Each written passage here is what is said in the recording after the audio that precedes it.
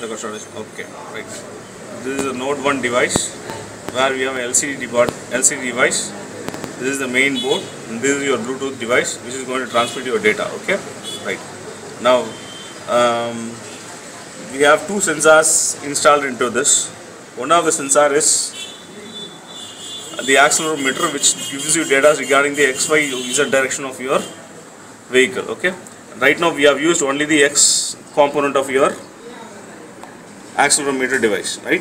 And that device is connected to the port A1, which is a analog to digital converter, and we have one more sensor which is nothing but a temperature sensor, which is LM35, which is connected to port A2.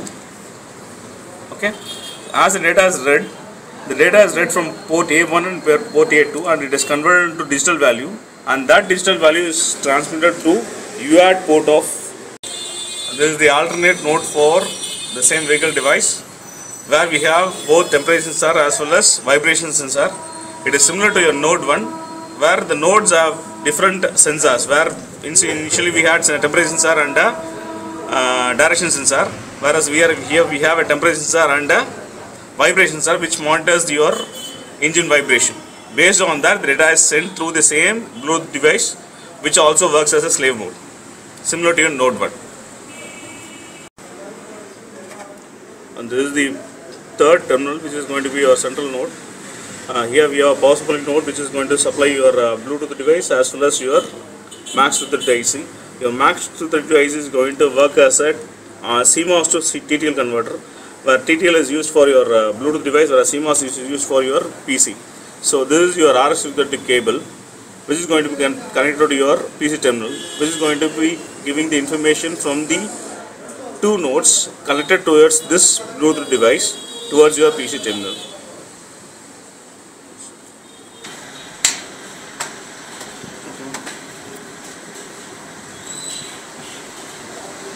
Right now we are loading Micro C Pro, which is going to be our programming tool. Here we are going to program our both the nodes as well as the server. This is basically an embedded C coding tool. As soon as you go for a new project, it will ask for a lot of details about it, where we give our crystal frequency, all those things. Once you are completed with these details, we will go for a coding section where we code our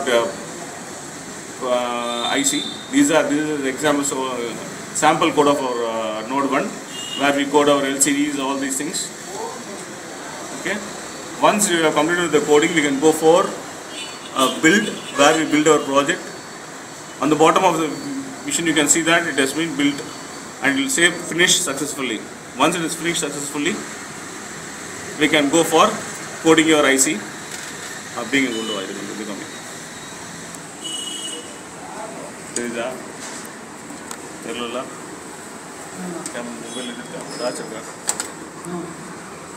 There is